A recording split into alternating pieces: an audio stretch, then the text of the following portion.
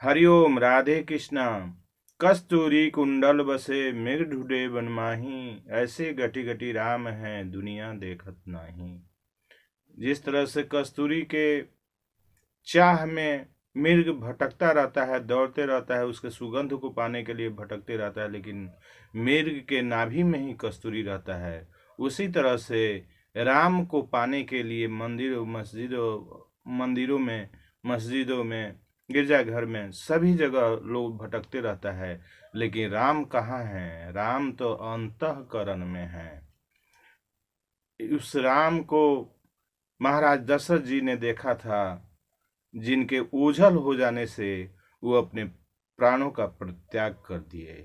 10 रथ, यानी कि आपका जो शरीर जो है 10 रथ है, 10 इंद्रियों से बना हुआ यह आपका शरीर है।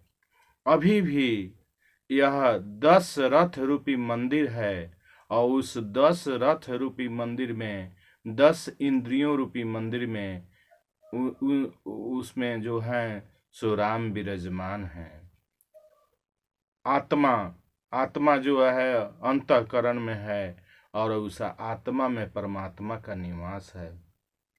आप भले ही राम को नहीं मानिए, लेकिन उसको उलट दीजिए, तो राम को नहीं मानने वाले आप जरूर मरा को मानते हैं, मरा हुआ व्यक्ति को देखते हैं, तो सीधा से मानिए या उलट करके देखिए, तो यह सिद्ध हो जाता है कि या तो राम को मानिए, नहीं तो मरा को जानिए, जिसे आप देखते हैं।